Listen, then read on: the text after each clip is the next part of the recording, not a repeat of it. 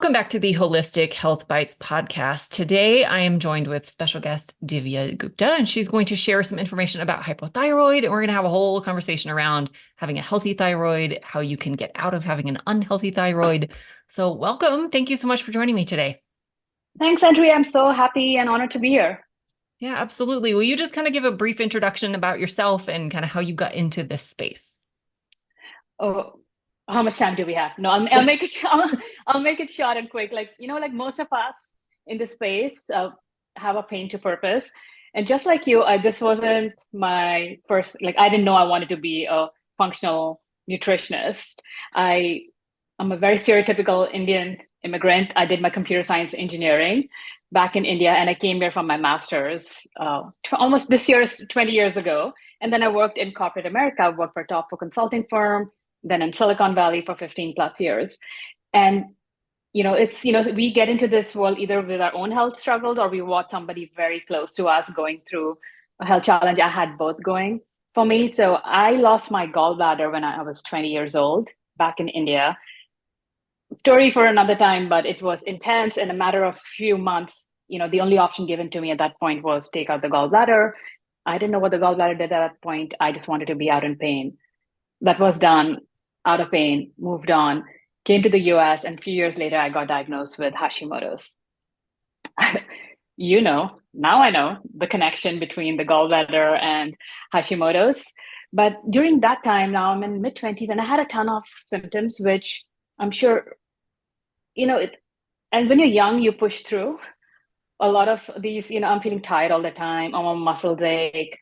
But even when I went to the doctor, I was dismissed, saying that it's in your head, you're too young, you're fine. But luckily, maybe for me, I got diagnosed early enough, and I'm like, fine, okay. I started taking medication, it worked for me. But around the same time, my mom, who already did have a gallbladder removed, just like mine, but she didn't have any pain. Then Hashimoto's diagnosis. Around my Hashimoto diagnosis, she got a second autoimmune disease diagnosis of rheumatoid arthritis. And I don't know, something in my mind just clicked. I'm like, I'm watching a preview of my movie. If I don't change anything, I'm following her footstep. I'll probably get another diagnosis. Could be RA or rheumatoid arthritis or something else, but probably decade earlier. And I need to take control of my health or do whatever I can to manage it. So that's what got me into looking up, okay, what can I change? And 15, 16 years ago, nobody was talking about gut health. I didn't know I have to Google gut health, but it was okay. I knew, okay, diet is something that I can control. So started making changes there. I'm like, wow, I'm not bloated. I was bloated all the time. You don't even get aware that you're bloated until you're not. So that started my love affair. Just started dove into it. What else? What else out there? What can I change from my diet, my lifestyle? And then I just decided to go back to school. I'm like, why aren't people talking about it? I need to learn more. Went back to school more for myself, but then a couple of years ago, I'm like, I can't work in my Silicon Valley job. I need to impact more lives, need to help more people. Still, the number of people who are dealing with this is ridiculous. And yeah, that's my long and short story of how I got into the space. Quit my Silicon Valley career. My parents are very supportive, but I'm like, sorry, I know you spent thousands of dollars on my education, but I'm switching careers. Yeah, I love it. Love it. And I think so many of us have that same kind of story where we were going down a completely different path, unknowing all the things that were coming in our Mm, future. And once you know better, you do better. And so I think that drives a lot of us into this field. So I'd love to just let's start at the mm, beginning for all the people who mm, really don't know anything about the thyroid. Like, what mm. is it? Where is it? Why does it go wrong? Why does it even matter? Can we just start at the beginning? Oh, yeah, absolutely. So the thyroid, which is a butterfly-shaped organ, it sits at the base of your neck, and it has a role to play in every body function, everything from your mood to your, how you feel, your digestion, your fertility, to your metabolism. I know we'll be diving into it. So you can think of any function, your thyroid hormone plays a role in it. And this, again, high level. So your brain sends a signal to your thyroid hormone, hey, produce some thyroid hormone, and that's TSH. And then conventional system, that's why maybe a lot of people are familiar with TSH because that's the only it's a value that is checked to determine if you have a thyroid issue or not, but that's just one part of the story. And when the thyroid gets the signal, hey, I need to produce, it produces two hormones, T4 and T3. And T4 is inactive form, and your T3 is your active form and important form. And we'll dive into more everything that in the role it plays with our metabolism.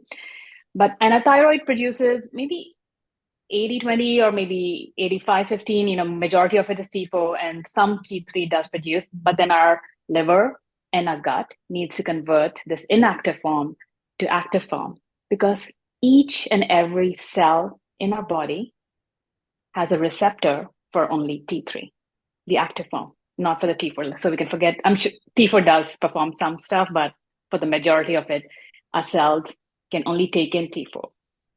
So that's like a very high level what the thyroid is, where it sits, the hormone it produces.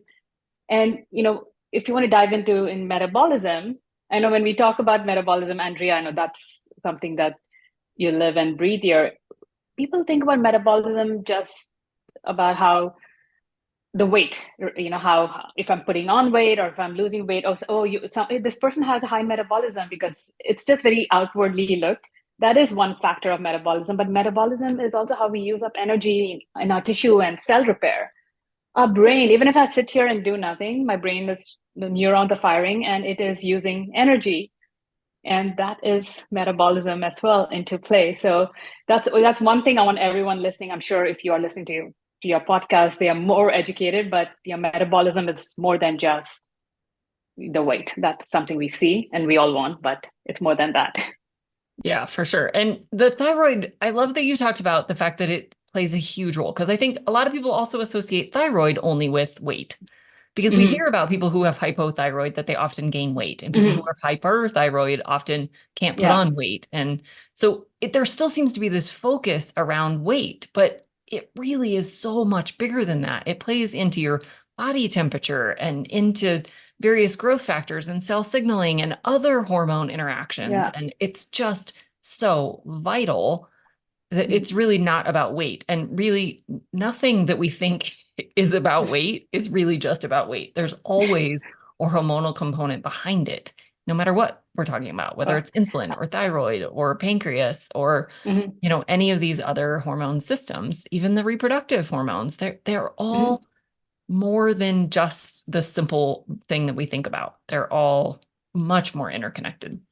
Oh yeah, yeah. Like hormones are life, right? And you're right. A lot of people think because that is one of the most common symptoms when you have hypothyroidism, the weight gain, or when you have you're losing weight pretty hard. And again, it because of the role thyroid plays in metabolism is happening.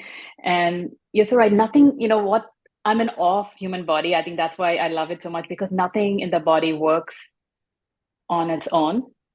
Like it's a synergistic relationship. It's all dependent on everything else working, like an orchestra. Even if one is off, the symphony is off, and nothing also performs one function. Everything is so multifaceted. So that's why every time the more I learn, I realize how much less I know. Yeah, In for this, sure. It's an endless journey for sure to know all the things. And I don't Mhm. think any of us are ever going to know all the things. We can't possibly because it is so complicated and so interconnected. Yeah. So you mentioned the gallbladder connection, and I'm guessing Mhm. that a lot of people have no idea what you're even talking about, why the gallbladder would Yeah. have any connection to thyroid. So can you just kind of explain what that connection Ah, is? all right, I'll do it quickly because I've done whole podcast episodes on just that. But our thyroid, as I said, it produces T4 and T3, and but it also okay. I have to take a step back. Our liver for a thyroid to function properly, we need five different organs to work synergistically. We need a brain, we need a thyroid, we need a liver, a gut, and adrenals. So our liver, let's talk about the liver because we'll get to the gallbladder. Liver is where cholesterol is produced, bile is produced, where the vitamin D synthesis happen. It filters our blood, our hormones are metabolized, and it also is a place where T4 is converted into T3. And it does a whole lot more. I'm sure like 300, 400 different functions that it performs. And bile is stored in the gallbladder. It's just a pear-shaped organ that sits right below your liver, right? It's in the right on the right side of the abdomen for everyone. And once the bile is produced by the liver, and the bile, the way it's produced, think of it as like a potion. It needs cholesterol, bile salts, lecithin, sodium bicarbonate, and whole other raw materials goes in to make the bile. And then the liver just stores it in bile for future use. Hey, when we need it, especially when we eat a fatty meal, the gallbladder can squeeze it out. So it helps us digest the fatty meal. And when bile goes into the gallbladder, it gets concentrated. So, it gets a little thicker. So when a body needs it, it is present in the appropriate amount and the right consistency for a body for it to do its job. And when you have low thyroid hormone, especially in hypothyroidism, it can have a direct impact on your cholesterol production. And how many times do you know with people with thyroid condition have high LDL and low HDL? Because there is an interplay between our thyroid and the cholesterol production. And now, as I just said, bile, one of the raw materials is cholesterol. So now, if that production is messed up because of low thyroid, now your bile, which is the formula is off, the ingredients are off, and it could be more cholesterol, maybe less bile salts, and now what's going into the gallbladder, it's thicker, it could get sludgy. And we said each receptor on your cell each cell in your body has a receptor for T3 hormone.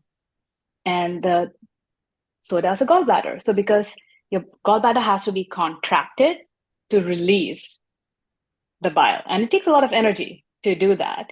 And now if you don't not doing the conversion, a lot of people with thyroid, even if they have normal TSH, it could be the conversion issue. Don't have enough conversion. The T3 is not going into cell. It gets tired and lazy. It's not squeezing out. Now you don't have bile squeezing out. Now your fat digestion is impaired. And how many of us are low in A, D, E, and K, are fat soluble vitamins? One. But now that bile is not getting out, so it just gets, collected there, sludgy, backs up, and that eventually turns into stones.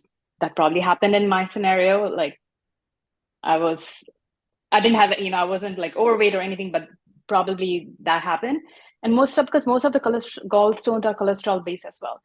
So now you can see just a very high level overview how your low thyroid can impact your liver and then your gallbladder and downstream impact of your fat digestion. Like most people are low in vitamin D. You don't have bile because bile helps to digest those. And also bile helps in clearing out excess hormones, clearing out excess cholesterol. Now that is impaired. Now, it could lead to high LDL, and estrogen is not being cleared from our body. So nothing in the body works on its own. And the thyroid sits here and the liver and gallbladder here. How the hell are they connected? But they are.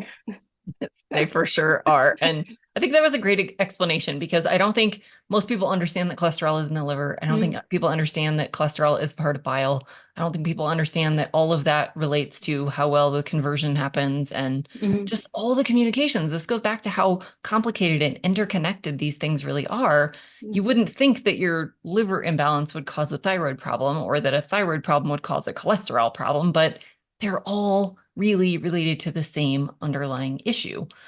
And not everyone has Hashimoto's or the autoimmune version, although that is the most common that we see.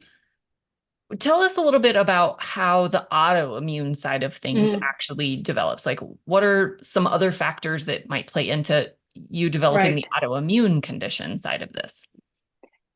From the latest literature and stats that I've read, if you have hypothyroidism, 90 to 95%, you probably have Hashimoto's, which is the autoimmune condition that attacks your thyroid gland and leads to hypothyroidism. And an autoimmune condition is your body attacking itself. And something has gone awry and the body starts attacking. And there could be a number of different root causes for different people of why you developed an autoimmune condition in the first place.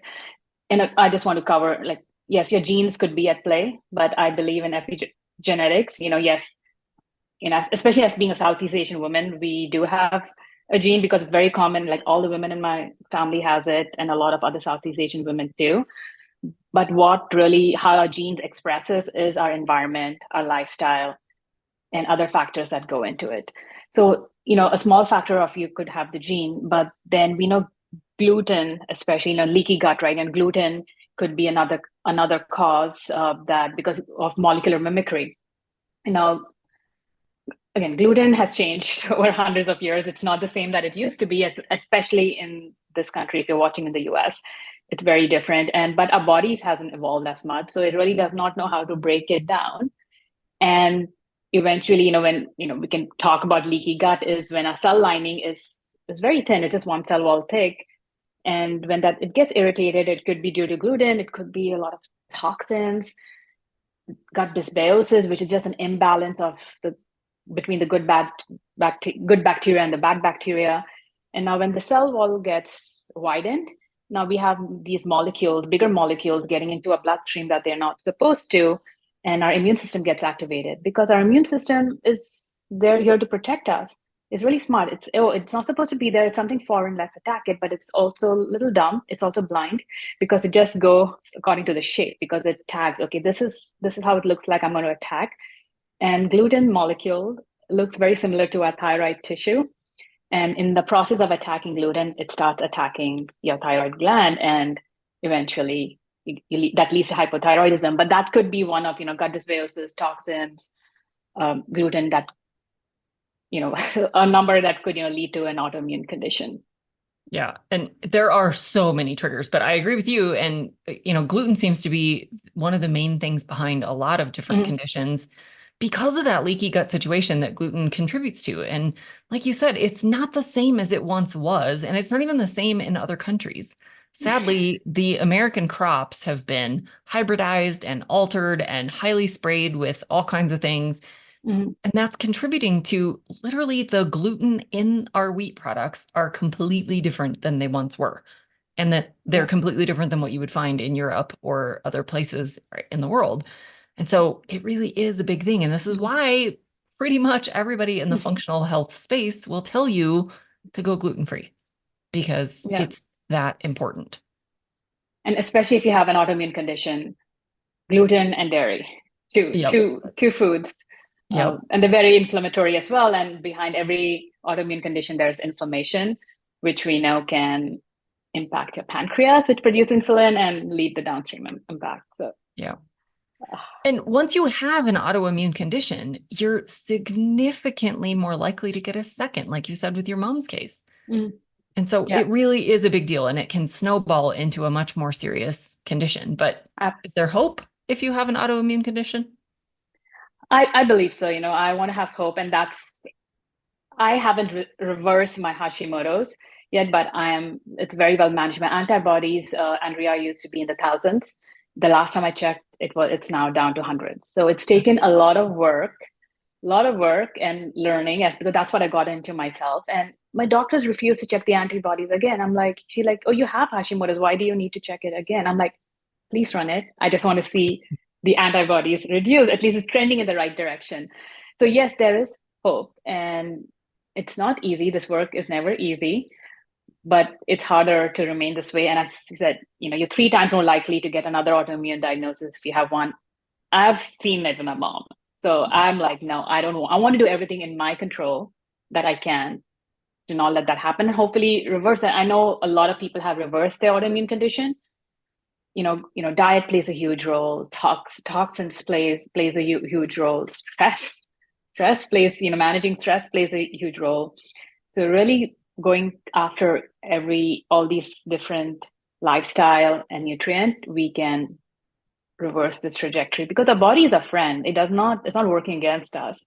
It wants to work for us. We just have to give it the right environment so it can start correcting. Yeah.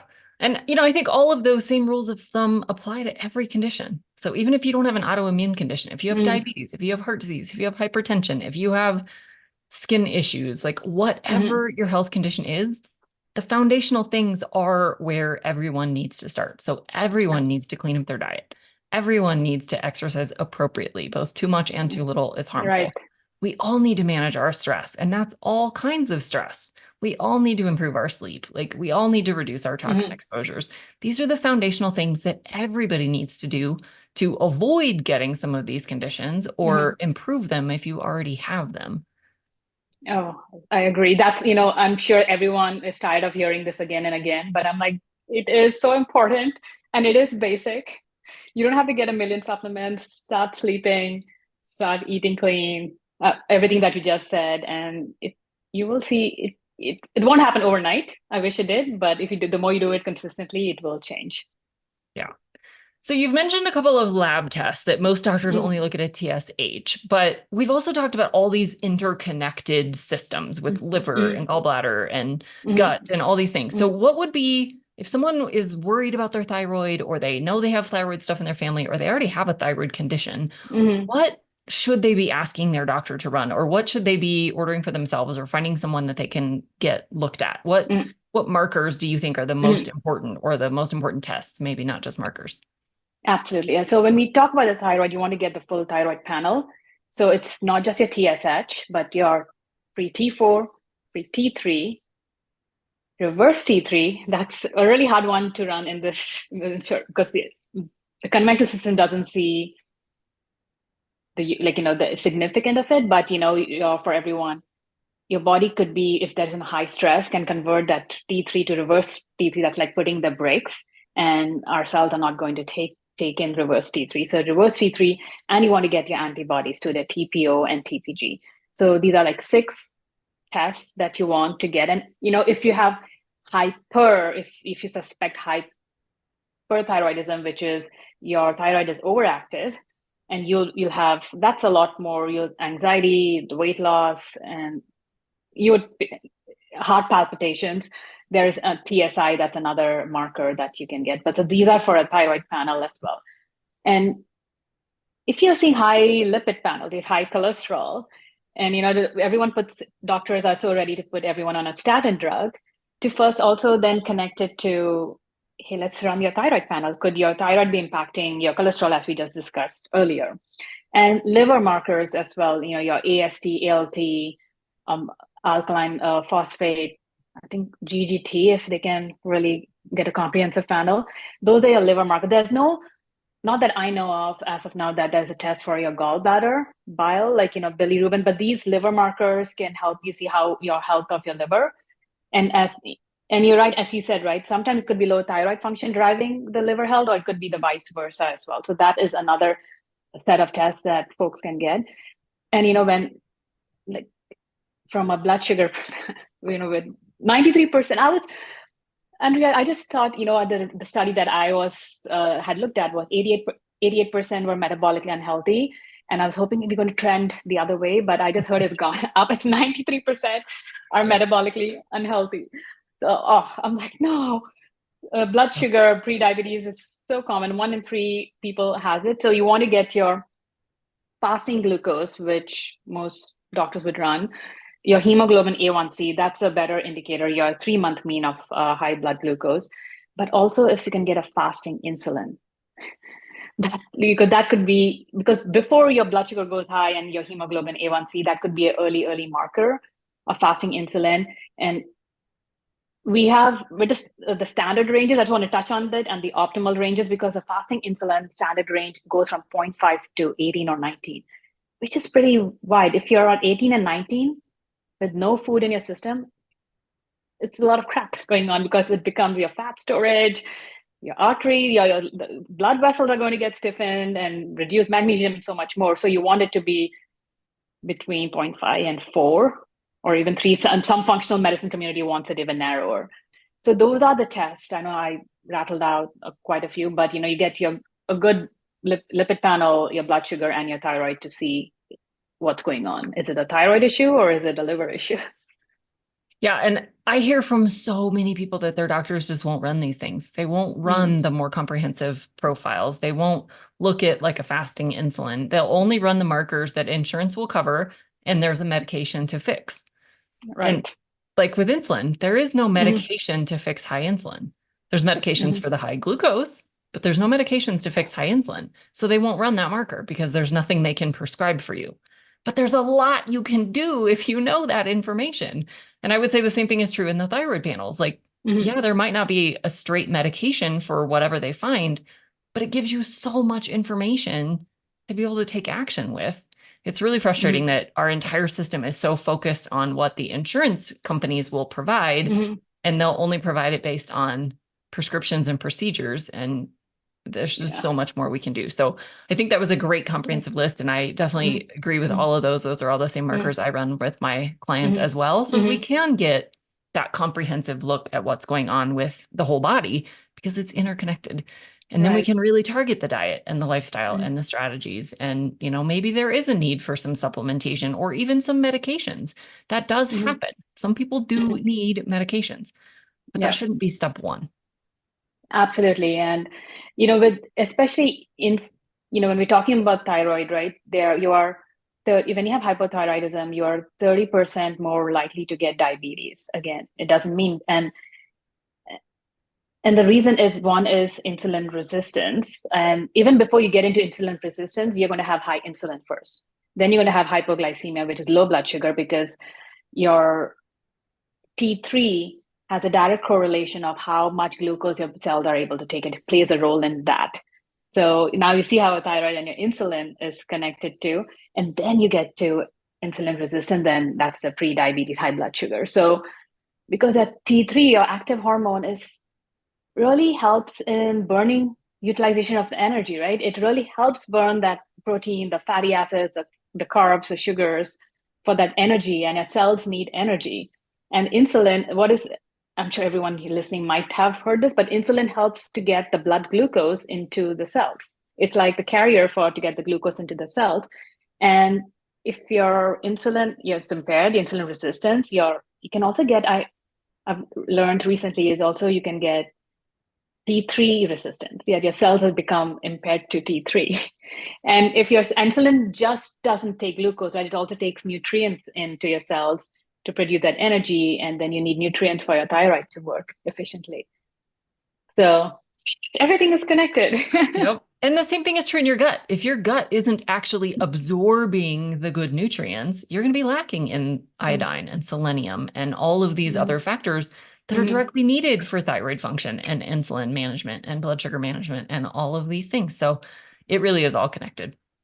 Absolutely. And it is, in the functional medicine practice, they say, blood sugar dysregulation it's like a fuel to the fire if you have an autoimmune condition. And you ask with Hashimoto's, you're more carb intolerant. Your metabolism, that just means that if I eat a high carb meal, my blood sugar may spike much higher compared to somebody who doesn't. And when your blood sugar spikes up, there's more insulin being poured out to manage that, and it just steamrolls from their high blood sugar, high insulin, and over time your body's like, I can't do this. Yep. It gets fatigued, and and when high blood sugar also adds a lot of internal stress. We were talking about stress earlier. It's not just external stress that we face, but the internal stress of high blood sugar, high insulin, is high cortisol comes into play, and cortisol will shut down thyroid function because it feels as a tiger. I need to manage that first. Yep. And eventually adrenal fatigue. And then we know for the thyroid to function, we have the adrenals come into play as well. Yeah. Ugh, it's Uh, so complicated and intricate, and yet there's a lot we can still do about it. So I think that yeah. was fantastic. I would like to dive a little bit into if you have Hashimoto's specifically, or Mm-hmm. really any thyroid condition, what are some of the options that people can Mm-hmm. explore to correct things? Is it always medications? Are there particular medications? Are there options people Mm-hmm. can ask for? What are the choices? Um, so hormones are life, and again, just as you stated, sometimes medication is necessary, and we don't want to be like no medication at all. If you and earlier you catch it, so sooner you can reverse it and be off medication. But if you have hypothyroidism and TSH, you may want to get on a thyroid medication, which is typically T4. There, I would just add is also once you get the full panel, you'll see where your T3 is. If there's conversion issue, it would be good to ask your medical doctor about T3 as well. So maybe it's T4 and T3. So you have to work with your doctor to figure out the right dosage where you have energy and you're feeling good and those levels are in optimal. So that's one place. If you do have hypothyroidism, I would not be without medication, because that can do more damage than by avoiding it. But if you have an Hashimoto's, like an autoimmune condition, going back to the basics, and you're taking off gluten and dairy, we want to reduce the inflammation that's going on and the attack, right? That's something we can do that, and really working on the gut dysbiosis. Like I'm sure you do it, I do it. I do like stool analysis in my practice. And the other big factor of internal inflammation could also be food sensitivities, because once we have this leaky gut going, now perfectly healthy foods that we are eating could be causing food sensitivity. Like when I ran the test on myself, spinach came up as, and I think bok choy, which I not that I eat a lot of bok choy, but and those are, and I was eating a lot of spinach because it's healthy, right? But it is causing internal stress and inflammation. So really finding out your food sensitivities and taking that out, and then rebalancing, healing, and sealing your gut. Will working on the gut, that comes, and we all could be dealing with parasites, and then heavy metals is another factor we didn't touch on, but we are exposed to toxins and heavy metals all around us. So while we are trying to reduce our exposure, trying to even detox in the safe way, working with the right practitioner, how to get rid of these toxins out of your body, can also help with reducing those antibodies, and then really focusing on nutrition, right? Really eating a whole food based diet. Cutting out process, cutting out sugar, your food sensitivities. And, for your thyroid to function, you need, selenium, zinc, iodine, and a lot of even iron. If you have a thyroid condition, the iron absorption is impaired as well. So focusing on the right foods. And I used to be a vegetarian, and a year ago is when I started adding animal protein, and it was a journey. But knowing that, getting the right amino acids is also important, because we need L-triosine for your and iodine even to produce those hormones. So really diet, focusing on really nutrient dense diet can absolutely help in reversing your autoimmune condition, or calming, putting down the fire that's going on in the body. And hopefully you can work with the right practitioner to get off medication if your thyroid's, or I've been on medication for 19, 20 years. I don't know if I can get off my thyroid meds, but I want to keep the dosage as low as possible, and probably not another autoimmune condition is my goal. Yeah, I think that's a fantastic goal. And, I just think that's such a powerful message for people to know that not everything might be reversible. Some things are just not, Mhm. based on either how long you've had them or your particular makeup Mhm. or your particular condition, but things can always be improved upon. And Mhm. the less medications we need, the less side effects we have, the less risk we have of developing other conditions, the better quality of life we can have. The less medications you're on, the less side effects you're going to have, the less Absolutely. risks you're under, the less toxicity you're getting from those medications.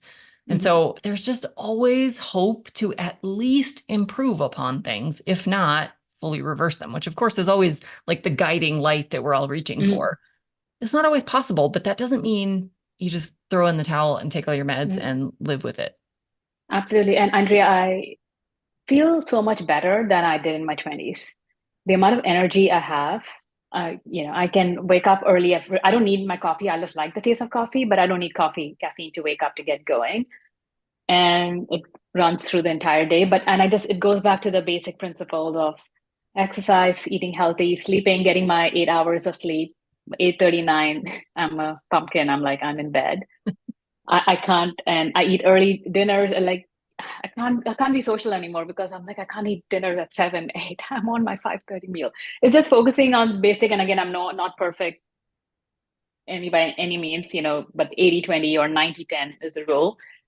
And there is hope for people. I'm just sharing this all, that it is possible. I turned 40 last year, and I think I feel better than I did in my 20s, Yeah. 100%. Yep, I would 100% agree. And yeah, I think just, it's not about perfection. Mhm. I don't think we need to strive for perfection. Mhm. Of course, the stricter we can be, the, more disciplined we can be with our plan and sticking with things that we know are serving us, the better off we're going to be. But that doesn't mean you can't indulge. It doesn't mean you Mm. can't have holidays or, go on Hmm. vacations or these kinds of things. It's really what we do consistently day in and day out most of the time that's going to move the needle the most. It's not I had a perfect day, because you're not going to feel all that much better Yeah. after one day. It's what we do Yeah. day after day that really Yeah. matters. It's like going to the gym, right? If I want six-pack abs, I can't just go to the gym once. It'll take a few months. And Yep. also add to that is it's just building the resiliency in the body so that even if you go off track 1 or 2 days, but you build a resiliency that will bounce back. That Yeah. doesn't, that will, as we do what we do more consistently in life, anything matters. A glass of wine on my Yep. weekend every now and then, but it's not something I want to drink every single day. Yep. Yep. For sure. Thank you so much for sharing all of this information. Do you have any parting words you'd like to share with everybody? Um, Gosh, it can sound overwhelming when anybody who's starting on the health journey. They're inundated with so much information online, Googling so many, you're listening to so many podcasts, and everyone has their point of view where they're coming from, and you may give up even before you get started. So I just want to say, like, start small. Start by changing one thing that you can, but just do it consistently. It could be just going to bed on an hour earlier.